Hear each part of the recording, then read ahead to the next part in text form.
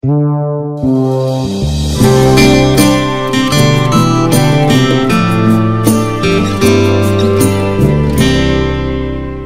nome de Jesus. Irmãos, abra a palavra do Senhor no Evangelho de Lucas. E esse trecho que eu vou ler das Sagradas Escrituras, eles estão nos 4 evangelhos, nos 3 sinóticos e no 4º, que é João. Mas nós vamos ler Lucas. Lucas capítulo 19. Abra aí Lucas capítulo 19. E antes de eu ler o texto bíblico, nós vamos orar ao Senhor. Amém? Queria que o irmão Clodoaldo desse uma olhada se tem alguém lá fora, mandasse entrar agora. Os irmãos que vieram para a igreja vieram para receber a palavra e para adorá-lo, não é para ficar lá fora conversando. Então, se tiver alguém lá fora, por favor, o irmão peça para entrar. Amém? Lucas capítulo 19, versículo 28. Os irmãos que estão com a palavra do Senhor, eu quero que vocês levantem a Bíblia agora. Fechem os seus olhos e digam assim: Senhor Jesus, nós amamos a Tua palavra, Pai. Fala conosco, Senhor, através da Tua palavra, porque ela é vida para as nossas vidas. Agora ora e diga assim: Senhor, abençoa. Usa o Teu servo, pastor Luciano, conforme Te apraz, para que não seja ele, mas o Teu Espírito a usá-lo conforme o Senhor assim determinar. E todos dizem amém. Obrigado, querido irmão. Lucas capítulo 19, versículo 28. E diz o texto bíblico: após haver proferido essas palavras, seguiu Jesus adiante, subindo para Jerusalém. Quando iam chegando aos povoados de Betfage e Betânia, que ficam próximos do conhecido Monte das Oliveiras, enviou o Senhor 2 discípulos com a seguinte instrução: ide ao povoado que está adiante, e ao entrardes encontrareis ali um jumentinho, amarrado, sobre o qual ninguém jamais montou. Desprendai-o e trazei-o aqui.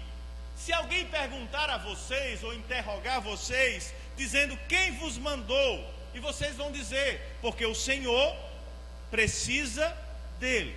E assim, os que haviam sido enviados foram e acharam tudo conforme o Senhor tinha lhe dito. Quando eles estavam desamarrando o jumentinho, os seus donos apareceram e os indagaram: por que estáis soltando o jumentinho?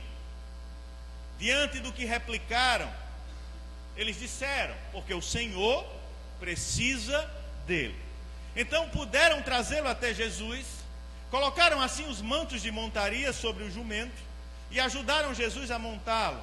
E assim, enquanto ele seguia em procissão, o povo estendia os seus mantos pelo caminho, e ao chegar próximo da descida dos montes das oliveiras, toda a multidão dos seus discípulos começou a louvar a Deus com grande alegria em alta voz, pois todos os milagres que haviam tido visto, e exclamavam: bendito o Rei que vem em nome do Senhor, paz no céu e glória nas maiores alturas. Diga glória a Deus.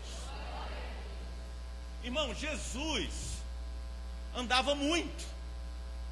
O ministério de Jesus, na sua época, era um ministério de caminhadas. Jesus saía de uma cidade para outra, de um povoado para outro, e não tinha a estrutura que temos hoje, vamos dizer, essa estrutura de mobilidade urbana, ônibus, táxi, bicicleta, motos, não é? Autovias e tantas outras coisas. Jesus, ele andava a pé, ele andava por estradas, ele subia montes, ele descia montes, ele atravessava vales, ele chegava a rios. Mas o texto que nós lemos, ele nos mostra que, chegando perto de Jerusalém, Jesus para. Jesus para. Essas cidades que nós citamos no texto, que o texto fala, quando o Senhor chegou perto de Jerusalém, e ele estava ali perto de Betfage e Betânia, ele parou. E a minha pergunta, eu quero começar essa noite com os irmãos, por que Jesus parou? Ele já não ia caminhando, porque ele não foi caminhando até Jerusalém. Ele já vinha numa caminhada, ele já vinha num percurso a pé. Por que Jesus para? Deixa eu te dizer algo, irmão, que tem um sentido espiritual para isso. No reino do Espírito, quando as coisas param, é porque está próximo a acontecer aquilo que Deus quer na sua vida. Pode dar um glória a Deus por isso? Diga para seu irmão: olha, irmão, quando você vem caminhando e as coisas param, é porque está perto de acontecer na sua vida aquilo que Deus tem preparado para você. Posso ouvir um glória mais forte desses crentes aqui nesse lugar? Então quando você vem e diz assim: mas pai, parou tudo, não se preocupe. Diga para seu irmão: não se preocupe, porque Jesus está no controle. Os discípulos devem ter perguntado assim: olha, mas ele vinha caminhando, por que ele parou? Antes da ordem, da instrução de Jesus para eles, eles devem ter perguntado: por que Jesus parou? Está tão perto de Jerusalém. Não dá para você pensar, agora que eu contei toda a história a você, li todos os versículos, você diz assim: não, ele parou porque ele queria mandar buscar o jumentinho. Mas os discípulos não sabiam?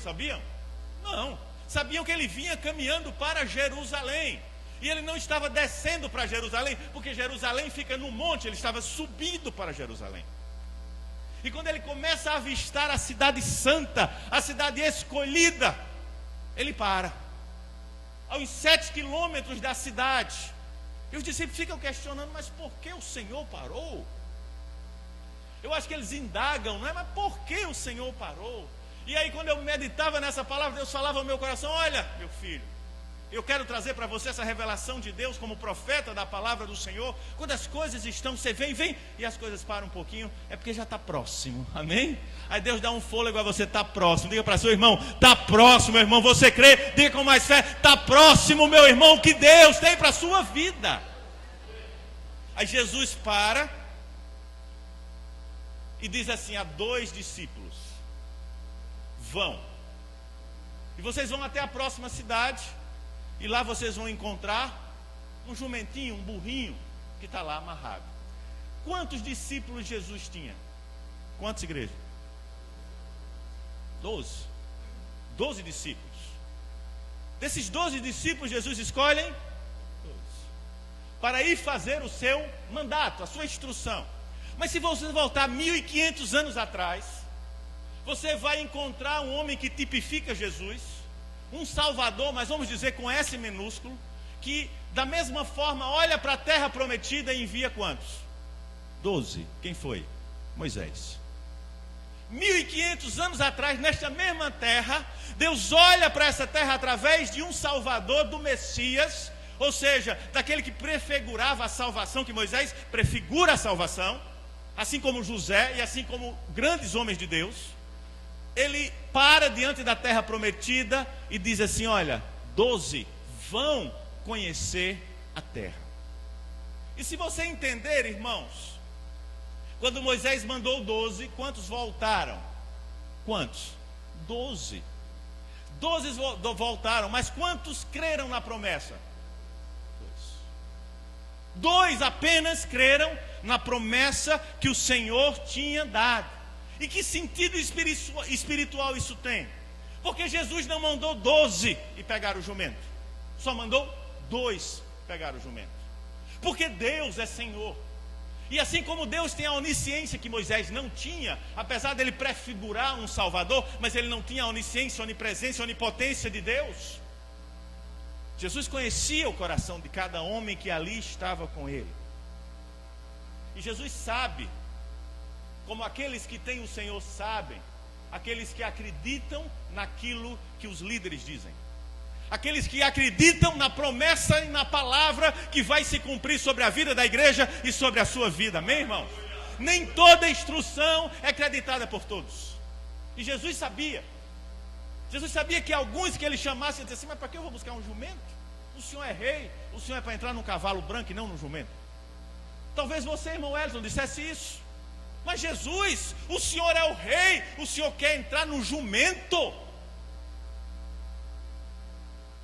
Mas Jesus sabia. Então entenda, irmãos, que quando você tem um sonho, nem todos acreditarão no seu sonho. Então se apegue àqueles que acreditam no seu sonho. Esteja com aqueles que são os alimentadores da sua fé. E Jesus sabia disso. Jesus entendia isso. Deus nunca dá a mais, ou Deus nunca dá a menos. Deus sempre dá, irmãos, aqueles que acreditam com você e que vão ajudar você no seu sonho, no seu projeto e naquilo que Deus tem para você, amém? Então se é um, é o suficiente de Deus.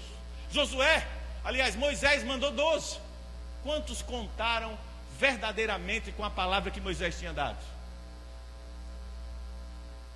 De 12 tribos, que cada um representava um príncipe.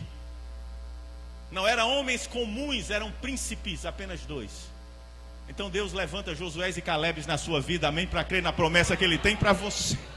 Nem todos crerão, mas terão alguns que estarão perto dizendo assim: olha, Deus pode mudar a sua família e vai mudar, amém? Deus pode abrir a porta que você está esperando. Deus vai mudar a tua situação. Deus vai transformar o mal em bênção. E se apegue a esses Josué e a esses Calebes que edificam a sua fé. Saiam daqueles que não acreditam no sonho que Deus tem para você. Posso ouvir um amém dos irmãos? Queridos, Jesus chama 2 do grupo de 10, como eu li no texto para vocês em Lucas, e diz a esses 2: olha, vão, e quando vocês chegarem próximo à vila, vocês vão encontrar um jumentinho. Ele vai estar amarrado, preso lá, e vocês desamarrem esse jumento e vocês tragam para mim. Eu acho que vocês não me perguntaram, mas se vocês prestaram atenção no texto, se eu vou pegar alguma coisa de alguém, pode acontecer que esse alguém vai dizer assim: "Eps, isso é meu, não é seu". E foi o que aconteceu. Se você ler no versículo, você vai ver no texto que quando Jesus manda eles e eles vão e obedecem, o Senhor diz assim: ó, vai ao povoado, no versículo 30, entrardes e encontrareis ali um jumentinho amarrado, sobre o qual ninguém jamais montou. Desprendei-o e trazei até aqui. E se alguém vos interrogar, vocês vão responder da seguinte maneira: porque o Senhor precisa dele. E lá vai os discípulos. Chegam nesse povoado. Quando entram, assim como a palavra do Senhor é verdade, aquilo que o Senhor diz, Ele cumpre. Amém, igreja? Aquilo que Ele fala é a verdade absoluta, amém? O Senhor disse: olha, vai ter um jumento lá amarrado. O jumento estava lá amarrado. E quando eles chegaram, ele disse: o jumento está lá. E o que foi que o nosso mestre mandou? Vamos tirar o jumentinho e levar. E aí eles tiraram o jumentinho, desamarraram, e quando eles iam dobrando a esquina da rua, vamos dizer assim, alguém fala: psiu, ei, psiu, o jumento é meu. Para onde você vai levar o meu jumento? E aí eles olham um olha para o outro e diz assim: o Senhor mandou a gente dizer o quê? Que o Senhor precisava dele. E eles olham para o homem: olha, nós estamos levando porque o Senhor precisa dele. O que foi que o dono do jumento disse? O texto não relata, mas a lógica é essa: eles levaram o jumento. Então, irmãos, nós precisamos entender aquilo que Deus faz, e precisamos entender que algo muito interessante nessa história, porque Deus está interessado naquilo que é seu. Olhe para o seu irmão e diga assim: Deus está interessado naquilo que é seu. Aquele jumento tinha um dono. E o que eu acho mais interessante, a fé desses discípulos, é porque nenhum deles questionou o mandato do Senhor. Eles podiam ter dito: mas Senhor, como é que eu vou? Mas se o homem fizer confusão, olha, se eu disser eu vou levar o jumento, ele disser não leva. Talvez você fizesse isso, irmãos. Talvez se eu dissesse a você: irmão, vai em tal lugar que Deus vai usar uma pessoa para abençoar a associação. Aí você diz: mas pastor, se ele disser assim, eu vou dizer como? Mas se ele disser daquele jeito? Mas se ele não fizer como o Senhor está dizendo? Mas se acontecer isso? Dúvida é contrária à fé. Aqueles homens, Deus disse: vai, desamarra e traz. E se te perguntarem alguma coisa, diz: o Senhor precisa dele. Então eu vejo aqui, irmãos, homens de fé, E essa palavra que eu tenho para a sua vida é para que seja gerado no seu coração fé. Que você quebre todas as marras que tem lhe prendido de acreditar na promessa de Deus para a sua vida, porque Ele é fiel para cumprir aquilo que Ele promete. Amém, igreja? E eles foram e amarraram aquele jumento e obedeceram o mandato de fé. O que é fé? É obedecer a voz e a palavra de Deus. Isso é fé. Fé é ir através da palavra e contra as possibilidades de circunstâncias ou de negação da vontade de Deus. E eles tiveram fé. Eles vão, obedecem, e quando eles obedecem, o que acontece? Tudo se cumpre como Deus tinha mandado. Da forma que o Senhor Jesus mandou, se cumpre. Jesus estava parado, como eu disse a vocês, para que o jumentinho viesse até ele. Mas por que ele parou e esperou um jumento? Abra agora aí, meu irmão, no livro de Zacarias, capítulo 9, versículo 9. Para que você entenda que Jesus ele veio para cumprir tudo aquilo que estava escrito. Jesus não veio para fazer a sua vontade. Jesus veio para fazer a vontade de quem, irmãos? Do Pai. E eu quero que você entenda também, você veio para fazer a esta terra a vontade de quem? A sua irmã Adailton? Não, a vontade do Pai. Então não tem crente que possa dizer assim, a minha vontade não é a sua, irmão, é a vontade do Pai. O próprio Filho de Deus veio para fazer a vontade de quem? Do Pai. Tudo que Deus prometeu sobre a vida de Jesus, Jesus ia cumprir cada parte, ia dar conta de tudo. E diz assim, olha, Zacarias capítulo 9, versículo 9. Alegra-te demasiadamente, ó cidade, filha de Sião. Exulta, ó filha de Jerusalém. Eis que o teu rei vem a ti, e ele é justo e traz salvação. Ele é humilde e vem montado em um... Está escrito o que aí, irmão? Então Jesus estava esperando o jumento, porque ele precisava cumprir a profecia dada pelo profeta há 450 anos antes. 450 anos antes, Zacarias profetizou que o rei viria montado em um jumento. Não é acaso. A verdade está nas escrituras, irmãos. Não é na sua vontade, mas na palavra. E esses homens foram, pegaram um jumento, fizeram de acordo com a palavra. A sua vida tem que ser regida pela palavra. Diga para seu irmão, a sua vida, meu irmão, tem que ser regida pela palavra.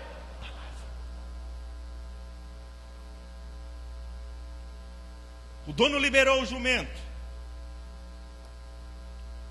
E ele levaram o jumento para Jesus.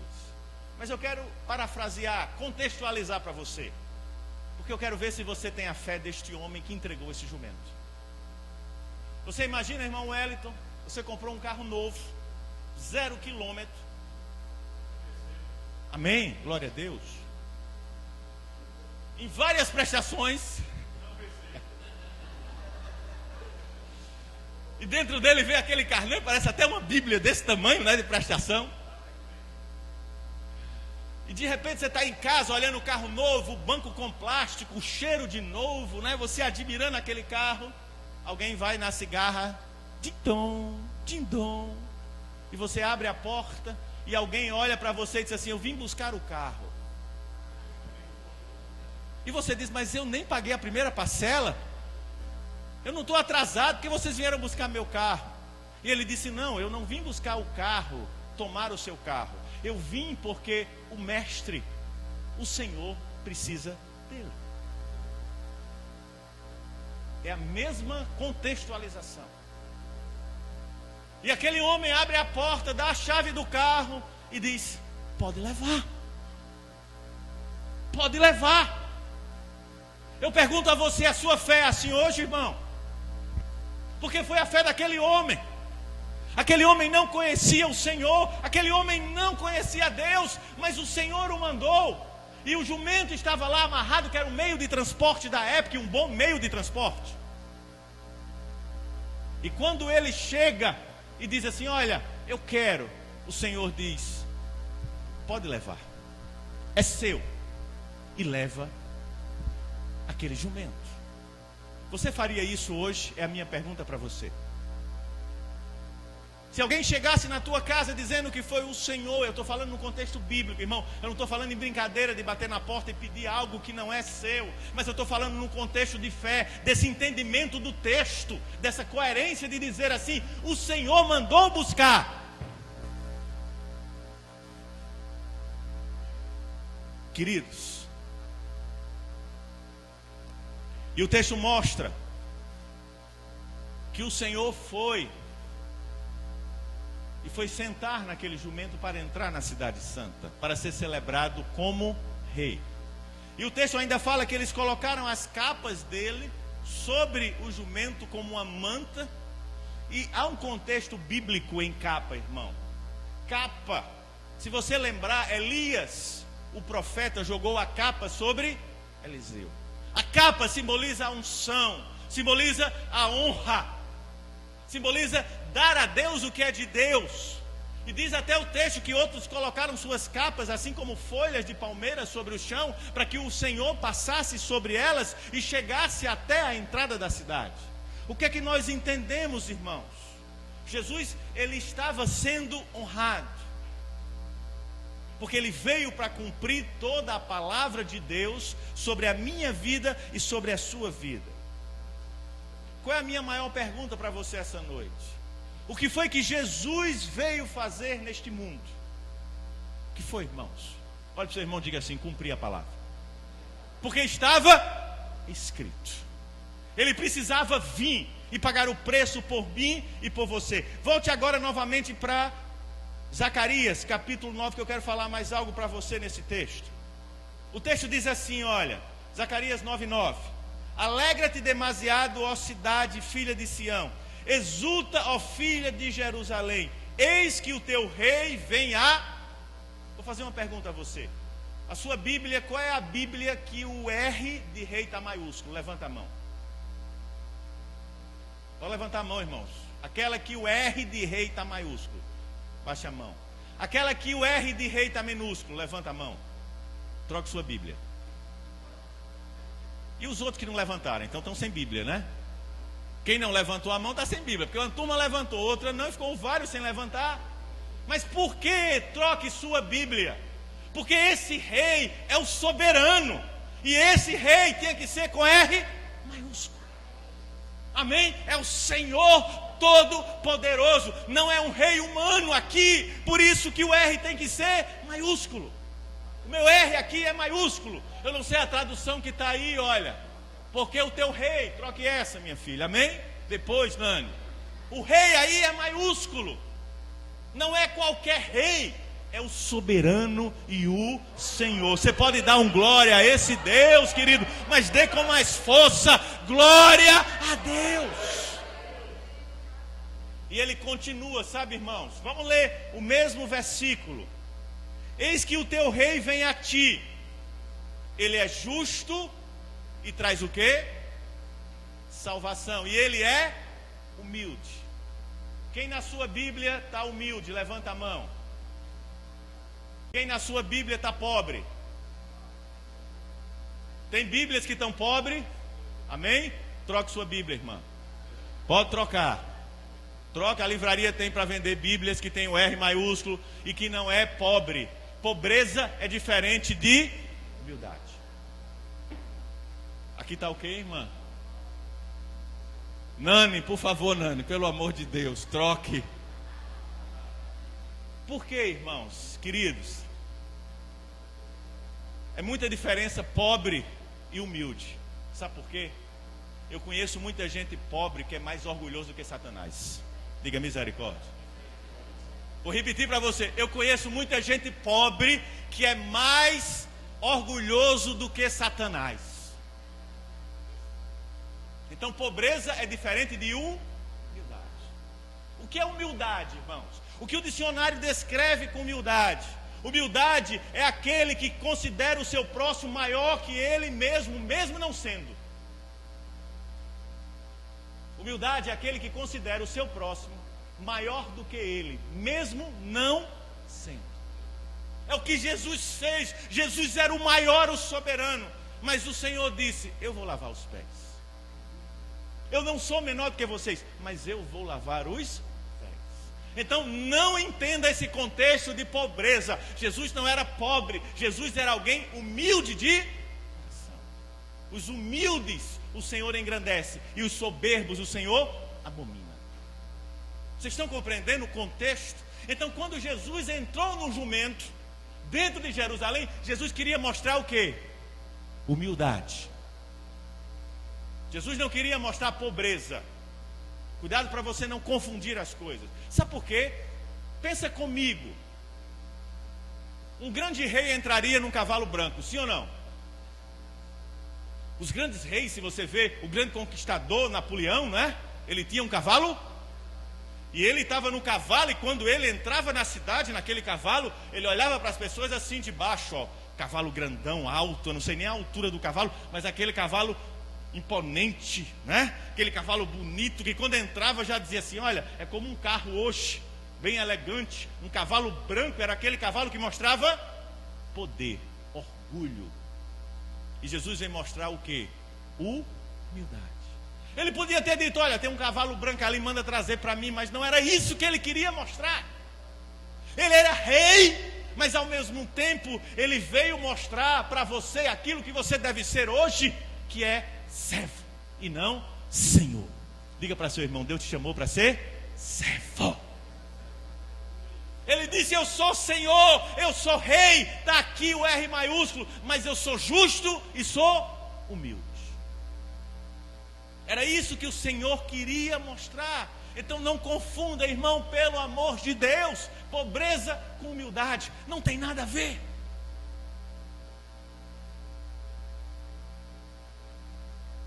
Jesus é o símbolo da humildade. O rei, o filho do Deus vivo. Se eu perguntasse a você, sem você conhecer a história, e dissesse a você: irmã Cristine, está vindo um grande rei, você ia dizer: pastor, ele vem num carro ou numa limusine. Você nunca ia dizer para mim: Cris, ele vem num fusquinha. Você dizia isso? Naturalmente, nenhum de nós diria.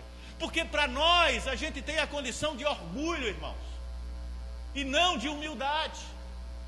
Por isso que o Senhor honra os humildes e não os soberbos. O Senhor veio para confundir. O Senhor veio para confrontar. O Senhor veio para dizer a vocês: olha, vocês estão aqui, irmãos, nesta noite abençoada, vão participar da ceia, não porque vocês são merecedores, vocês não merecem, mas por mim vocês são capacitados a receber a salvação, porque eu dei a vocês. Era isso que Jesus estava dizendo. Olha, Jerusalém, tu está esperando um rei no cavalo branco com poder para destruir. Eu não vim para destruir, eu vim para servir. Eu vim para confundir. Eu vim para confrontar. Eu vim para amar. Vocês entendem o contexto? Queridos, e Jesus entra na cidade e o povo diz: bendito que vem em nome do Senhor. Deixa eu dizer uma coisa a você: seguidor de Jesus anda de jumentinho, não anda de cavalo branco. Seguidor de Jesus ama de jumentinho. O que é que eu quero dizer a vocês? Pastor, o senhor está mandando eu andar só de Fusca? Irmão, pelo amor de Deus,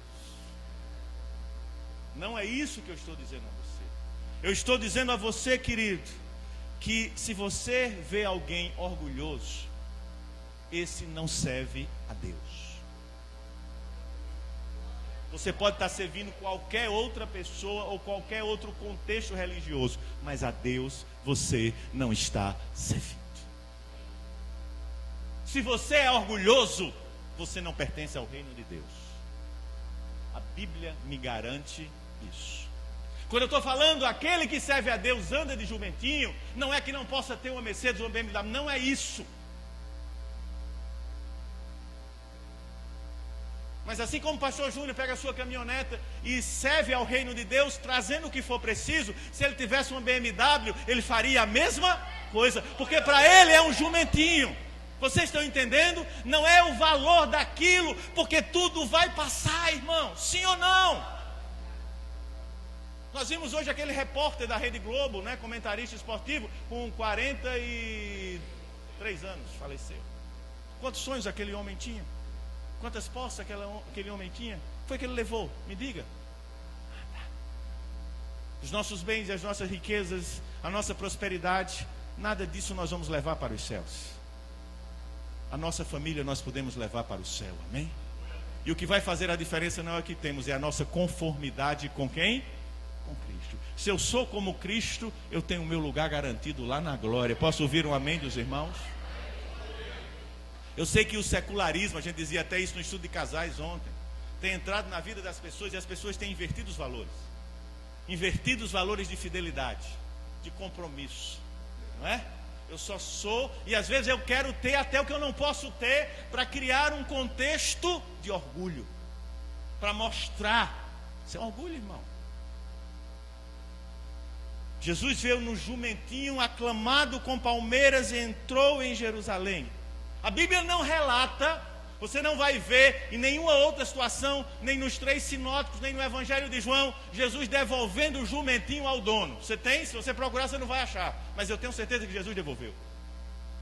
Ele deve ter dito assim: olha, ele me serviu, devolva para aquele que me emprestou. É dele, eu pedi o quê? O Senhor não pediu para ele, o Senhor disse assim: eu vou levar porque eu estou precisando dele. Mas depois o Senhor ia devolver. O jumento estava onde quando os homens de Deus o encontraram? Preso, numa cerca. O que vale um jumento preso? O que vale um jumento depois que o Senhor andou sobre ele? Até hoje, a história desse jumento está na Bíblia. Você pode até rir, irmãos. Mas o que é que eu quero dizer a você com isso? O que você entrega ao Senhor, ele volta supervalorizado. Você está entendendo? Não era questão de um jumento ou de um bem. O que eu estou dizendo é quando você entrega aquele homem, como eu parafraseei com a história de um carro novo. Ele disse assim: o Senhor está precisando. Disse, pode levar. O Senhor mandou de volta para ele. Mas quanto de valor aquele homem não teve porque obedeceu à ordem de Deus? O que você entrega a Deus sempre volta para você com muito mais bênção. Mateus 6,33, buscar em primeiro lugar o meu reino e a minha justiça, e as demais coisas. Nós invertemos a palavra. Eu vou buscar primeiro as coisas e depois o reino. Isso é mentira de Satanás, irmãos. Quando nós entregamos a nossa família a Deus, ela volta para nós muito melhor. Quando nós entregamos o nosso trabalho ao Senhor, Ele vem para nós com muito mais prosperidade. Quando nós entregamos a nossa vida ao Senhor, a nossa vida vem muito mais cheia de graça, de poder, de alegria, porque a alegria do Senhor é a nossa força. Não inverta os valores. Sabe, irmãos, tudo na vida depende da mão de quem está com isso. Tudo na vida depende na mão de quem está. Quando eu valorizo, começa a ter valor. Diga para seu irmão: quando você valoriza, começa a ter. Vou explicar para você. Quando você valoriza seu casamento, ele começa a ter.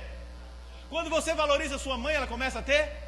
Quando você valoriza o seu filho, ele começa a ter. Quando você valoriza a Deus, ele começa a ter valor para você. Quando você valoriza a sua igreja, ela começa a ter valor.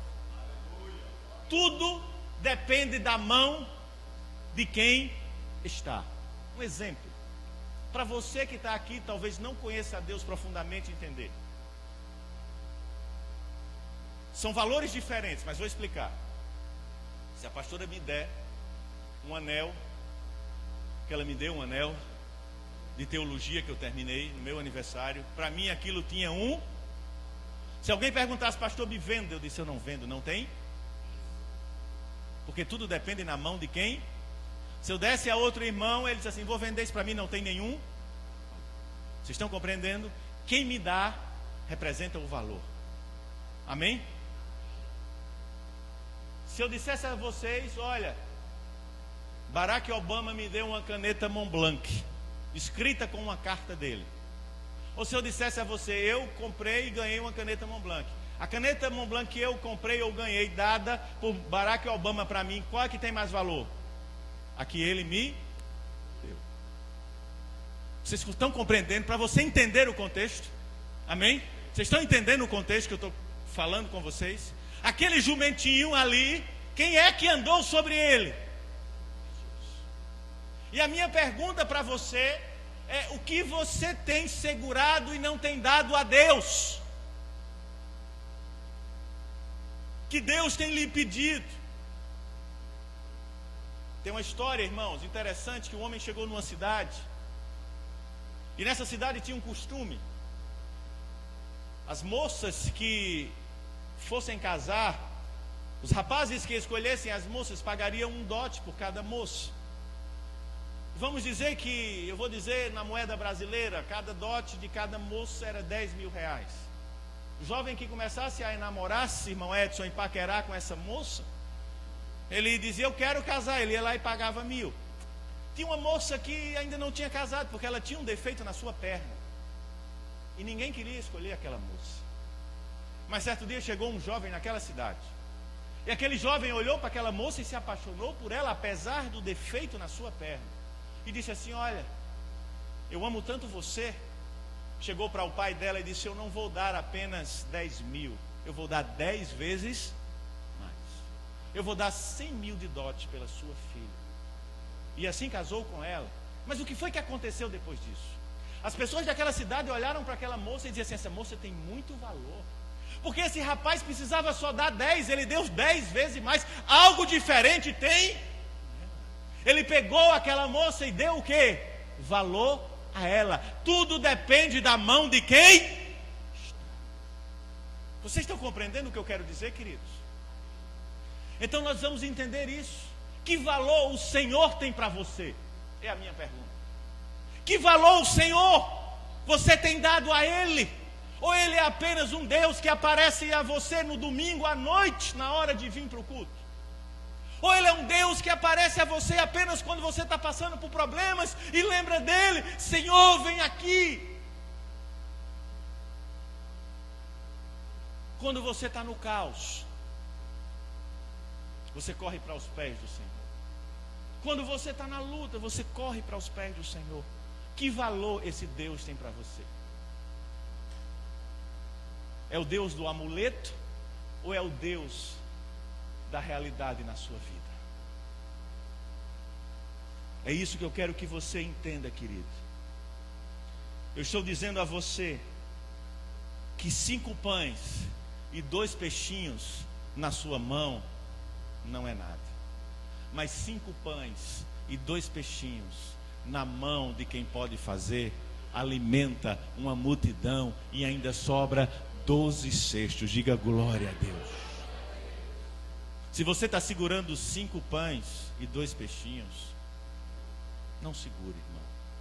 Entregue. Porque ele vai voltar para você alimentar uma multidão, e ainda vai sobrar na sua vida. Porque a bênção do Senhor é abundante. Vocês estão entendendo, queridos? Aquele rapaz poderia ter dito: eu não entrego o jumento. E quantas coisas, irmãos, nós não temos dado a Deus. Sabe? Parafraseando, esse jumento na sua mão não tem tanto valor, mas na mão de Deus ele vai voltar turbinado.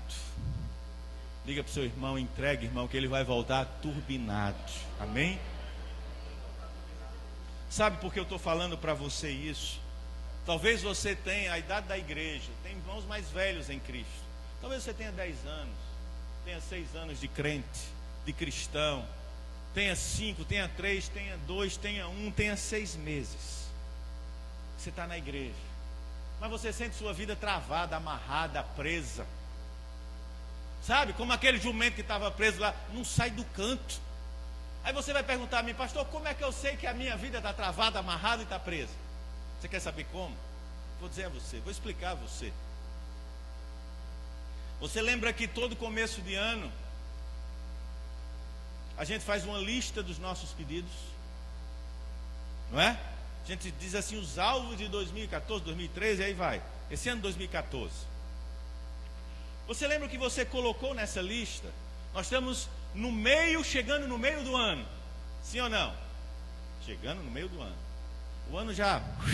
Daqui a pouco a gente está em dezembro. E muitas pessoas colocaram assim, no primeiro item da lista: esse ano eu vou emagrecer. Estão mais gordas de quando o ano começou. Estou dizendo que ninguém está gordo. A carapuça cai em quem achar melhor ou pior. Mas o que é que eu estou dizendo a você? O ano passou e aquilo que você disse ainda está ali. Você disse, olha, eu vou me cuidar mais. Eu vou buscar mais ao Senhor. Mas você está cada vez mais longe do Senhor. Eu vou ajudar mais a obra. E você está cada vez mais. São sintomas, irmãos. Você diz assim, olha, eu vou emagrecer. Pastor, olha, eu era infiel. Eu não dava meus dízimos. Mas eu fiz um propósito, coloquei lá na lista, a partir de janeiro, o ano, olha, estamos no mês 6. Eu vou ser fiel ao Senhor. Chegou no mês 6, você continua infiel, ladrão de Deus. Você diz assim, olha, eu vou amar mais a minha família. Eu vou dar mais tempo à minha família. Nós estamos no mês 6 e você não fez isso. Você disse assim, querido, irmãos, olha, Senhor, eu vou esse ano de 2014 parar de murmurar e fofocar. Está no meio do ano, você está fofocando mais e murmurando mais. Diga misericórdia. Misericórdia. Pode dizer, irmão, diga misericórdia. Sabe, irmãos? E Jesus está dizendo, desamarra esse jumento. Diga para o seu irmão, desamarra em nome de Jesus esse jumento. Balança ele e diz assim, desamarra, irmão. Solta ele, porque ele vai voltar melhor. Quando eu estou falando desamarrar, irmãos, é tirar isso da sua vida, coloca para o Senhor. Porque o ano está no meio e você ainda não mudou. E está reclamando o que de Deus? Desamarra, age, coloca a mão, entrega, confia em Deus. Deixa de reclamar, deixa de murmurar, deixa de dizer, Deus, cadê tu? Senhor, muda o meu marido. Entrega o marido mesmo, entrega assim, olha, é teu, Senhor.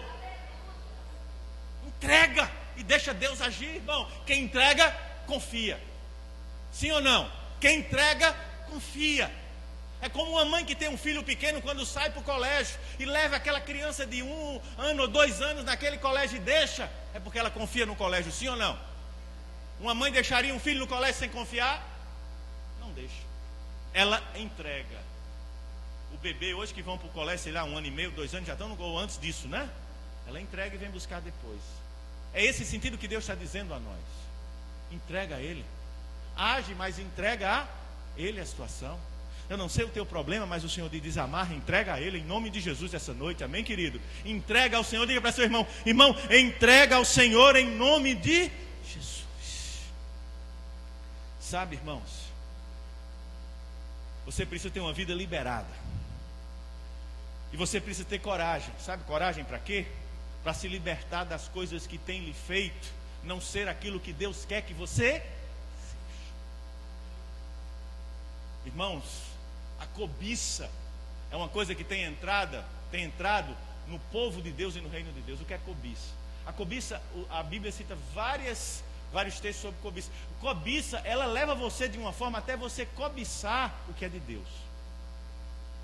Até o que é de Deus, que é o seu dízimo, você cobiça. Você disse, não, é meu, não é de Deus. Olha que coisa séria. Você cobiça a mulher do outro, você cobiça a casa do outro, o carro do outro, aí você vai, tudo do outro é melhor do que o seu. Você não já viu isso? Sim ou não, irmãos? Já! E nós temos que entender que precisamos de libertar dessas amarras que nos prendem. Quando eu estou falando de libertação, irmão, não estou falando de libertação de demônio, não. Não é só isso, não. Não é isso que eu estou falando essa noite, não. É libertação das amarras e dos nós que você deu na sua própria vida. Você mesmo deu em você.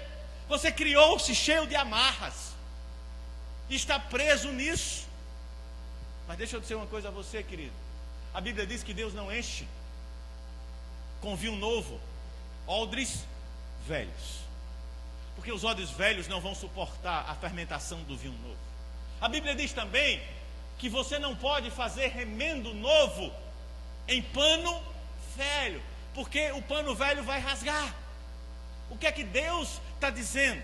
Deus está dizendo, irmãos, que você precisa fechar as demandas passadas. Você precisa fechar as demandas que ficaram para trás. Porque Ele quer um vaso novo e um vinho. Ele não quer um vaso velho, porque se Ele botar um vinho novo, você não vai aguentar, irmão. É por isso que você tem que fechar as demandas que ficaram para trás. É isso que eu estou dizendo a você essa noite. E só quem consegue fazer isso é quem tem humildade de se desprender e recomeçar onde você caiu. Assim como o jovem que deixou a casa do seu pai, pediu a sua riqueza e disse: eu quero ir para a farra, para as mulheres, para a bebida e para o mundo. Mas chegou um dia que a ficha cai, que a gente para pensar que existe algo além disso e diz assim: eu preciso voltar. E quando eu estou falando voltar, não é só você que está longe de Deus, mas é voltar em princípios que você perdeu, em valores que foram perdidos com o tempo, que você deixou de valorizar na vida com Deus, na sua vida. Você deixou de valorizar isso. Certa vez um rapaz me procurou querendo entregar a sua vida a Jesus, e a sua família era de outra religião, e ele disse: eu não posso, porque existe uma grande tradição na minha família, eu não posso fazer isso. Para que você possa, irmãos, vencer essa etapa e apagar as demandas passadas, você tem que ter a grandeza de se desprender, de soltar-se e deixar Deus agir na sua vida. Foi a grandeza de Abraão, que tinha um pai com riqueza chamado Terá, um homem que fazia imagem de esculturas, um homem que vivia numa terra pagã. Abraão, e Deus disse: sai da tua casa, da tua parentela, da casa do teu pai, e vai para uma terra que eu te enviarei. Sem ele nem saber para onde ia, ele disse: eu vou, Senhor, eu vou, Senhor.